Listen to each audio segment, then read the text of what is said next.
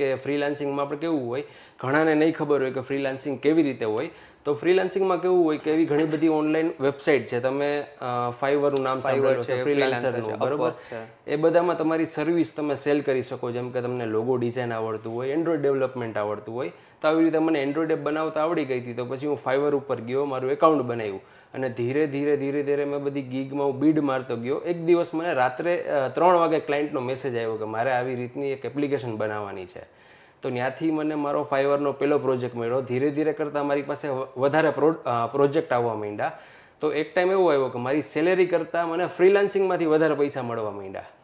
પછી એમાં થયું એવું કે હું અમદાવાદમાં જોબ કરતો, એટલે મને અમદાવાદમાં ફાવતું નહીં.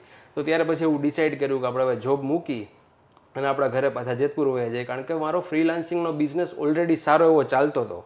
એટલે પછી મેં જોબ સ્કીપ કરી અને હું જેતપુર પાછો આવી ગયો. અને અહીંથી મેં ફ્રીલાન્સિંગની મારી જર્ની ચાલુ કરી, જેમાં હું એન્ડ્રોઈડ એપ્લિકેશન હું પોતે બનાવતો મારા ક્લાયન્ટ માટે. આ સિવાય મારી પાસે બીજા ઘણા બધા પ્રોજેક્ટ આવતા, જેમ કે કોઈને વેબસાઇટ બનાવવાની હોય, કોઈને એસીઓ કરવાનું હોય, કોઈને ડિજિટલ માર્કેટિંગ કરવાનું હોય. તો આ બધા પ્રોજેક્ટ હું લઈ લેતો. લઈને શું કરું, મારું કમિશન રાખું. મારું કમિશન રાખીને મારી પાસે એવું ગ્રુપ હતું, કારણ કે મેં 1 વર્ષ જોબ કરી અમદાવાદમાં, એટલે મારું એવું ગ્રુપ બંધાઈ ગયું ને. તો બધાના કોન્ટેક્ટ હતા મારી પાસે, તો હું બહારથી કામ કરાવી લેતો.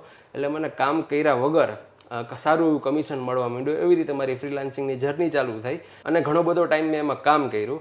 ધીરે ધીરે પાછું મારું જે પહેલાંનું જે તમને આપણે વાત થઈ કે ભાઈ વિડીયોની શરૂઆત કેવી રીતે કરી, તો ધીમે ધીમે પાછું એ ચાલુ થયું કે હવે આપણે વિડીયો બનાવી શકીએ. હવે તો મારી પાસે પૂરેપૂરી સ્પેસ હતી, ટાઈમ હતો મારી પાસે. એટલે પછી ધીરે ધીરે મેં વિડીયો બનાવવાનું ચાલુ કર્યું યુટ્યુબમાં.